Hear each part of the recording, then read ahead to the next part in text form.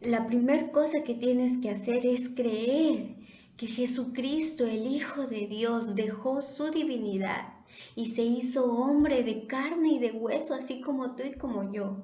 Vino a este mundo siendo un bebé y desde su infancia, desde que era un bebé, no pecó.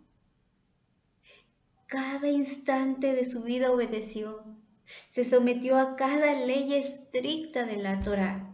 Hizo cada cosa que Dios le pedía. Nunca tuvo odio hacia los prójimos. Siempre les amó. Nunca peleó con sus hermanos. Siempre obedecía a mamá y a papá. Cuando llegó a la etapa de la adolescencia, la etapa de la rebeldía, él nunca se rebeló.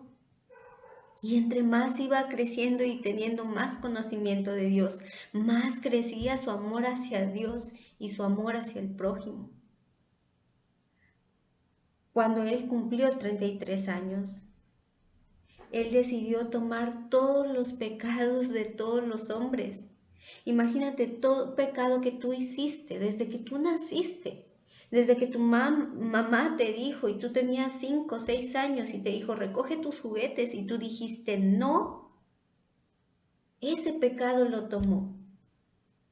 En tu rebeldía, cada cosa que dijiste a tus padres, cada cosa que hiciste con tus amigos, Él lo tomó sobre sí mismo. En tu adultez, cada pecado que has hecho contra tus hijos, cada pecado que has cometido allá afuera contra tu prójimo, Él lo tomó sobre sí. Y aún los que cometerás en el futuro cuando seas un anciano, todo lo tomó y lo puso sobre su corazón para hacer un intercambio. Y Él te va a dar una vida, su vida, una vida pura, santa, perfecta. Y Él, sin embargo, va a tomar la nuestra, una vida inmunda, podrida, llena de pecado. La Biblia dice que a sus 33 años Él tuvo temor. Jamás en su vida Él había tenido temor de nada. Pero a los 33 años Él tuvo temor porque tenía que recibir toda la ira de Dios sobre su cuerpo, porque Él estaba llevando el pecado de todos nosotros. Y en su angustia Él decía, Padre, ¿es posible que pase de mí esta copa? Pero el Padre le dijo, es necesario que alguien reciba toda la ira de Dios, que si Él no lo tomaba, nosotros mereceríamos esa ira. Pero Él dijo, Padre, que no se haga lo que yo quiero, sino lo que tú. Y se levantó. Y en ese momento venía un hombre horrible, un hombre que vendió a su Señor por 30 piezas de plata. Y entonces fue llevado a aquel lugar llamado el lugar de la calavera, en donde se le daba muerte a los peores asesinos y a las peores personas de aquellos tiempos, para dar muerte al Mesías. Y como Moisés levantó la serpiente en el desierto, así era necesario que el Hijo del Hombre fuera levantado. Lo que hizo Moisés era un simbolismo de lo que le tenía que pasar al Mesías, para que todo aquel que en él cree no muera, sino que tenga vida eterna. Y mientras iba a aquel lugar, el lugar de la calavera, para ser crucificado, la Biblia dice que en el camino la gente le escupía el rostro, le abofeteaba y se burlaban de él, diciéndole, si tú eres Dios, dinos quién te golpeó. Y él enmudeció y continuó, y la Biblia dice que iba cargando los pecados, se iban agregando en su vida los pecados más sucios. Prostitución, homosexualidad, pedofilia, hermanos. Él estaba asqueado de sí mismo porque él era santo, lo que significa que desde la eternidad él nunca había estado cerca del pecado y en ese momento se iban agregando como si él los hubiera hecho.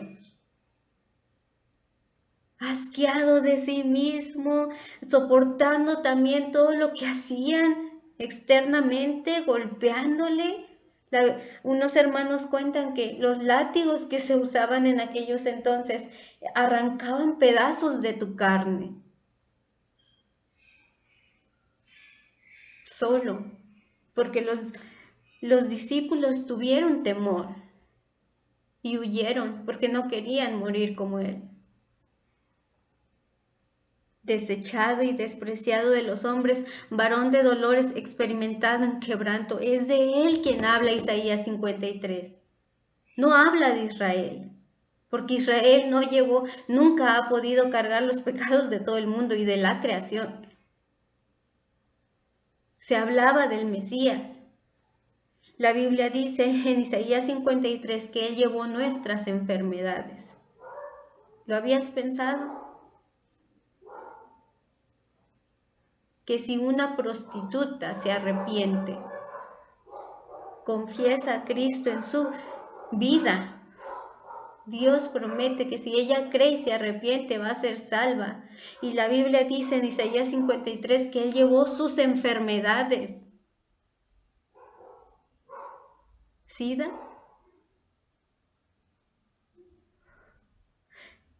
¿Gonorrea? ¿Entiendes? Él era santo. Y llevar todo esto en sí se sentía realmente asqueado. Pero eso no era todo, porque él sabía que cuando llegara a la cima y le colgaran en aquella cruz y se llegara el momento, él tenía que recibir toda la ira del Padre que tenía que caer sobre aquella prostituta, sobre aquel homosexual, sobre ti y sobre mí y sobre toda la creación. Él lo tenía que recibir. Por eso cuando estaba en el monte de los olivos lloraba y suplicaba y decía, si es posible que pase de mí esta copa tan amarga. Pero era necesario que él fuera. Y cuando llegó hasta la cima, y como dice mi hermanito Paul Washer, muchos se centran en los clavos que le pusieron en aquella cruz, o en las espinas que le pusieron como corona en su frente. Pero te aseguro que a él ni siquiera le importaba eso. Le dolía, sí, le dolía porque era de carne y hueso como tú y como yo. Pero estaba a punto de recibir todo el odio de Dios. ¿Sabes en qué deberíamos de centrarnos? Decir como aquel canto dice, oh, mi pecado en él, mi pecado en él. Eso era lo que más le dolía. Que en la eternidad caminaba y amaba al Padre y estaban todo el tiempo juntos en amor, felices por la eternidad. Y ahora el Padre le iba a dar la espalda. Y cuando llegó la hora,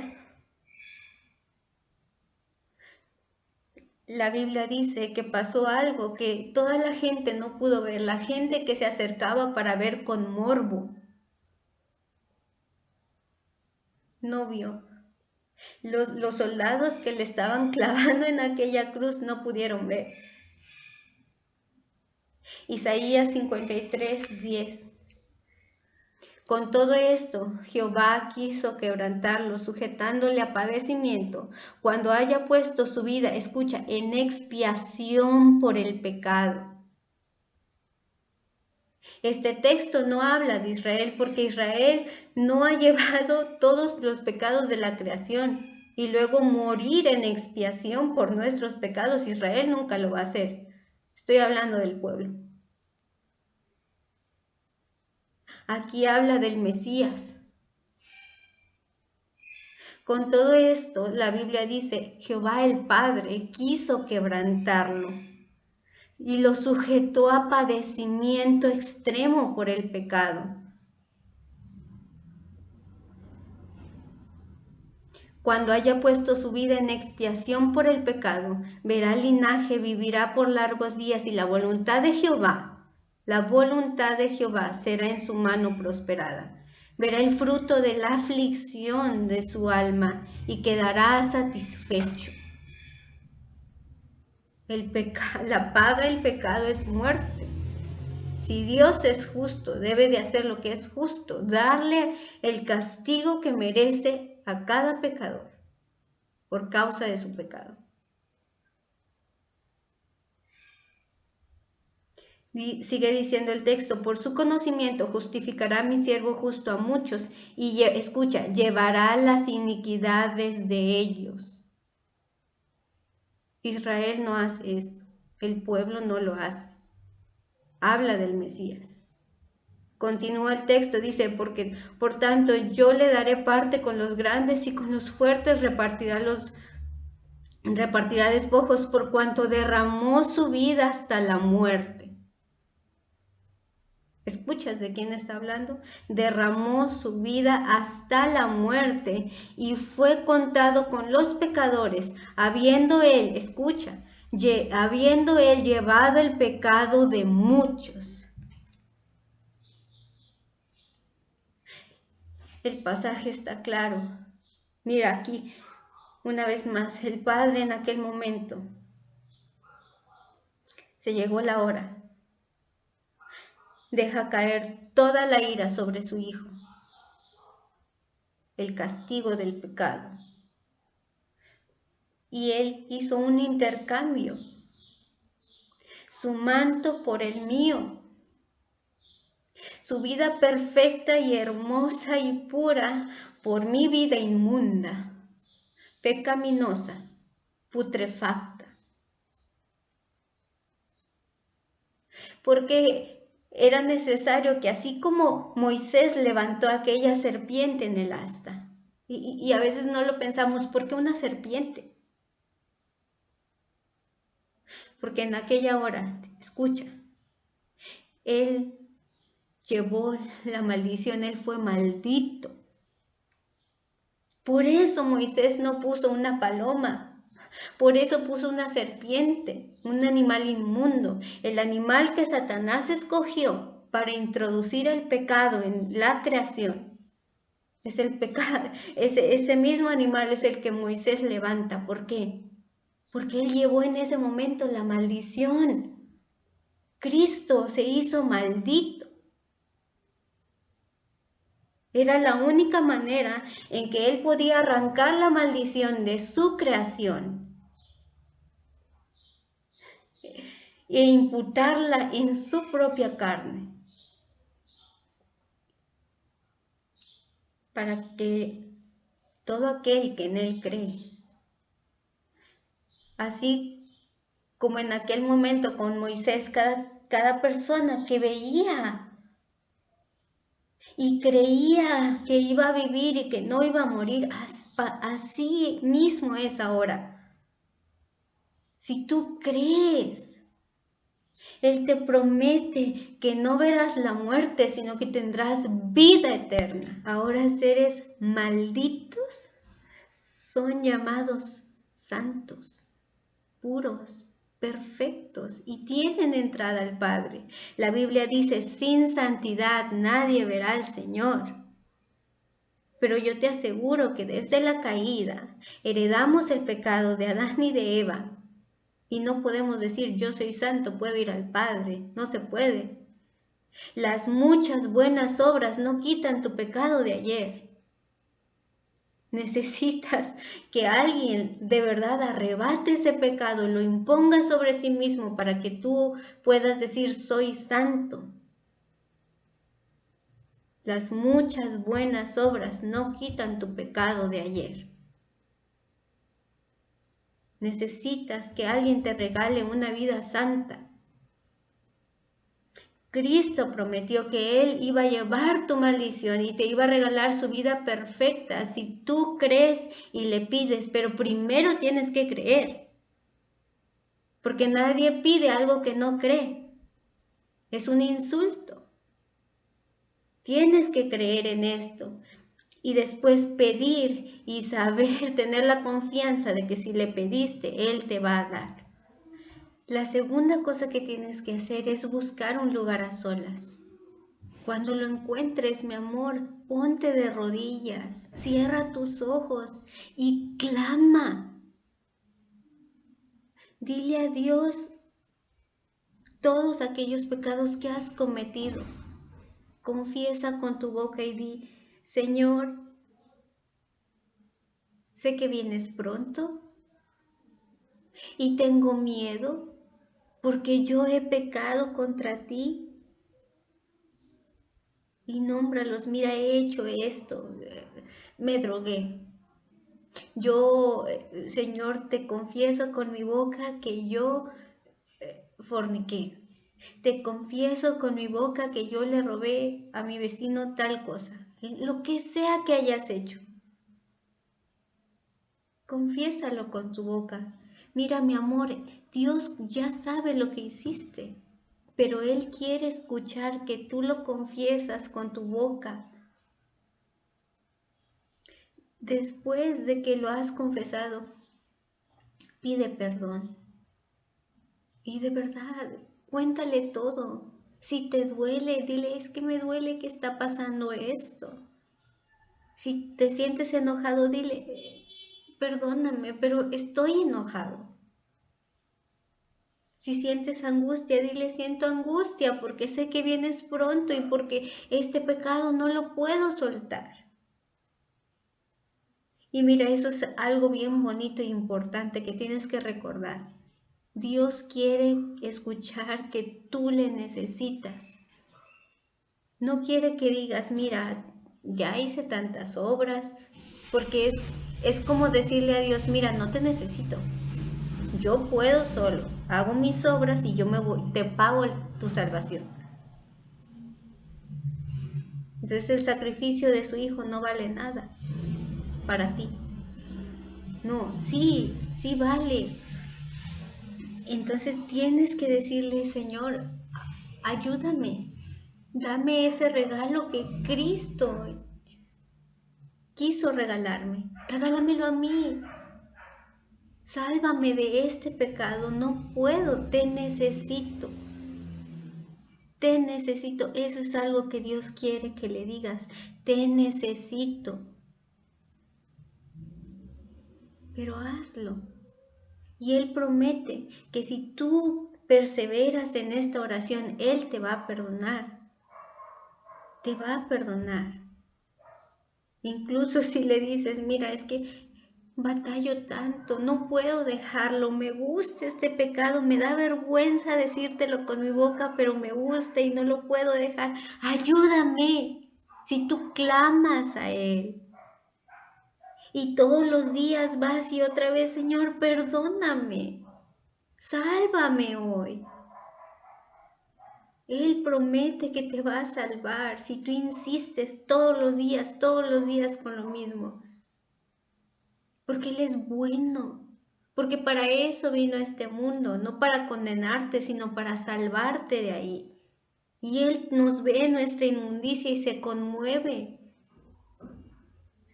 Y Él dice, para esto vine, porque yo sé que tú no puedes y te quiero salvar. Pídeme a mí y yo te voy a salvar. Tienes que confesar primero ese pecado y luego pedir perdón y pedirle, por favor, sálvame de este pecado. ¿A quién pedimos? A Cristo, porque Él es el que va a recibir el castigo, el que lo recibió ya. Por eso pedimos a Él. Dios y el Hijo y el Padre uno son, lo vamos a ver después, pero por lo pronto, ¿a quién tengo que pedir? Cristo, porque ya es la primera cosa, ya dijimos que tienes que hacer para buscar a Dios, es ir a Cristo, porque sin Cristo no hay camino al cielo. Él es el camino. Entonces tienes que ir a Él y si tú ya hiciste lo primero, ya hiciste casi todo. Creer en Él. Ahora ya, ok, vale, ya creo en Cristo. Entonces, ¿qué tengo que hacer? Pedir perdón a Él. Porque por mi culpa Él murió. Y pedirle a Él que una vez más Él cargue, lleve mi maldición, la ponga en Él mismo y me regale su vida eterna, para que yo pueda ir al Padre. Él lo va a hacer si tú insistes todos los días en la misma oración. Espero que te ayude y cuando estemos en la presencia de Dios te quiero ver ahí. Voy a orar por ti. Que Dios te bendiga.